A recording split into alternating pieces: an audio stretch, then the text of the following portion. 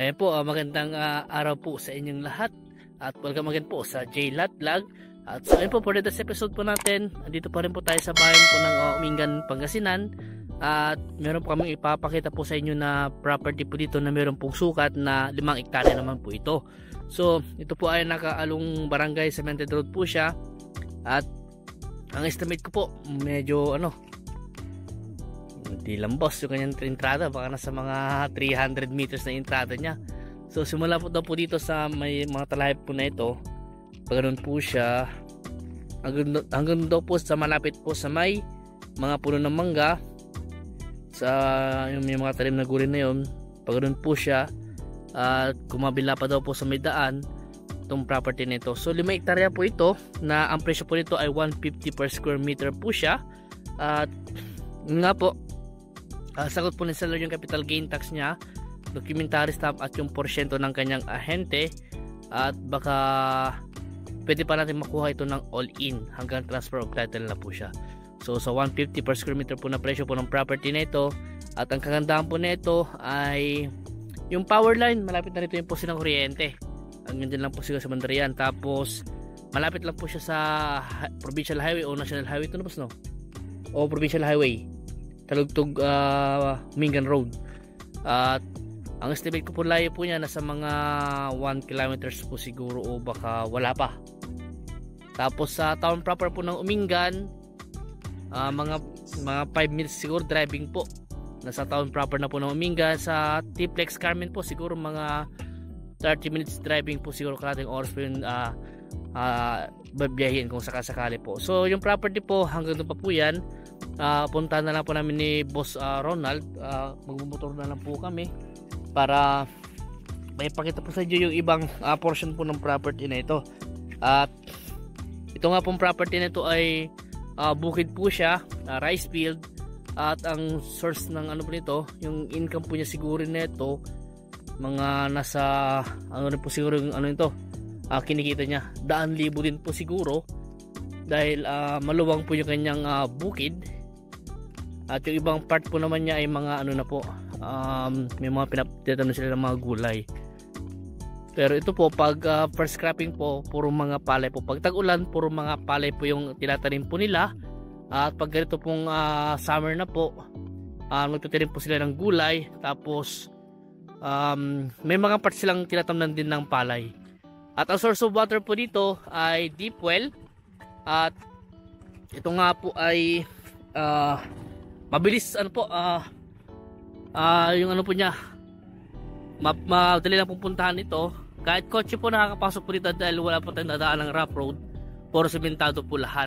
At meron po tayong mountain view, kitang kita po ditong bulubundukin ng Caraballo.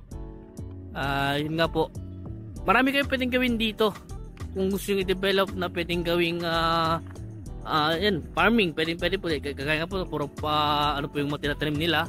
At pwedeng gawing resort, or kung ano gusto nyo pong gawin, pwede po ito. Wag lang pong poultry at piggery dahil pinagbabawal po dito sa bayan po ng Umingan. Ayan. Dito naman po maluwang naman po yung kalsada po niya, yung barangay road po niya. Kasi naman po ang salubungan naman po siya. Yun nga lang, pag dalawang 4 wheels na, medyo magbibigay yung isa. Pag 4 wheels tapos motor, pwede pa, tas tricycle pwede pa magsalubong. Pero pag parehas na 4 wheels na, medyo alanganin, pero yung isa magbibigay na lang. So dito po yung ibang portion po ng property, andito po sa kabilang kalsada po. Hindi ko lang po sure kung ilang yung area po niya dito sa kabila. Bali nahati po siya ng kalsada. Ayan po ng barangay road po. Ito po yung ibang portion po ng property na ibinibenta. Hanggang doon po yun, malapit sa may Ambuklaw. Malapit doon. Ayan po yung property. Hanggang dito po. Yan, may daan dito po, no? Yan, hanggang dito po yung property. So ang estimate ko nga pong entrada niya nasa mga 250 to 300 meters po siguro yung entrada ng property. Ayan po. Ulitin ko po, ito po ay 5 hectare po ito. Sabihin natin 5 hectare more or less, tapos yung presyo po niya is 150 per square meter. Nakaalong barangay road naman po siya, sementado. Siguro estimate ko na sa mga 4 meters po yung kanyang barangay road. At yung power line nga po, andyan lang po sa bandarian. Dahil sa bandarian po ay kabahayan na. At source of water, deep well, tas yung kuryente, andyan lang po yung kanyang tawag dito, yung kanyang outlet. Ayan po. At kasama po itong mga gulen na to sa part na yan, pag ano na po yan.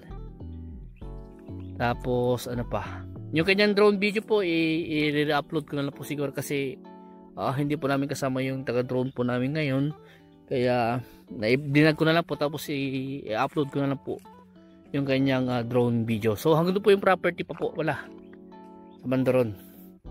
Pag ano na po siya, tapos gumanon daw po doon, tapos pumunta, may ano pa doon, may sako pa doon sa may mangga daw. Gumanon na siya dito, diretso na hanggang doon po sa kung saan ako nagsimula nag-vlog. Ayan po. Tapos ano naman po ito, pwedeng marami kayong pwedeng gawin dito sa property na ito kung gusto nyo i-develop. Kung gusto nyo pabakuran po, nagbabakod din po kami. At kung gusto nyo palinisan, naglilinis din po kami. Pag-usapan na lang po yung kontrata kung sakasakali po. Mas maganda po talaga pag nabili nyo property nito ay mabakuran po natin agad. At before nyo bilhin, dapat may ipasurvey muna natin po para, o relocation survey, para makita po natin yung mga boundaries at may i-restore po yung mga muhon na nawala or ma-recover po yung mga muhon na natabunan. Ayun po. At malapit lang po siya. Malapit lang po sa town proper. At yun nga po, hindi na po siya mahirap puntahan dahil accessible naman po lahat ng sasakyan papunta po rito sa property na ito. At may mga mountain view po tayo dito. At pwede po tamnan to ng mga fruit bearing, mga mango trees, pwede pong itanim po dito. O kaya yun nga po, mga gulay o mga dragon fruit, ganun. Kung ano yung mga gusto yung tanim, pwede rin po yung mag-alaga ng mga kambing, baka sa property nito. Magde-develop na lang po tayo ng mga silungan nila kung sakasakali po. About naman po sa mga tao na kakailanganin nyo. May mga tao naman po tayo na pwede nating sahuran kung sakasakali po. About naman po sa caretaker, maghahanap na lang po tayo ng pwedeng mag-caretaker po sa property nito kung sakasakali po. Ayan. So kung may mga ibang katanungan po kayo regarding po sa property nito na binibenta, ay tawag lang po kayo sa akin. At yun nga po, kung nakita nyo po yung parang kubo na yun, o ano, yun po yung deep well daw po nila. Deep well. Ayan, kung sakali may katanungan po kayo regarding po sa property na, tawag lang po kayo sa akin. At kung gusto nyo makausap po yung seller po nito, kakausapin po natin. Ito naman po ay extrajudicial na po siya, pero ang sabi po sa amin, ang source po namin dito, yung mga ibang kasama po namin, ang sabi po nila sa amin ay settled naman na daw po, willing naman na daw po pumirma yung mga heirs po ng property na ito na binibenta po. Ayan. So hanggang dito po muna. Sa mga bago po lang sa akin YouTube channel, huwag nyo sanang kalimutan po mag-subscribe at pakit na rin po yung notification bell para ma-update po sa mga binablog po namin mga property na kagaya po nito. At sa mga nakabili po sa amin dyan, maraming salamat po sa suporta nyo, sa tiwala nyo sa amin, sa Team Realtors, sa po sa aking vlog, sa JLAT vlog. At sana po yung mga ibang kliyente po namin dyan, kung gusto nyo pang bumili ng ibang property, ayun po, tawag lang po sa akin. At try ko po mag-offer po sa inyo na ibang mga property na baka sakali magustuhan nyo po.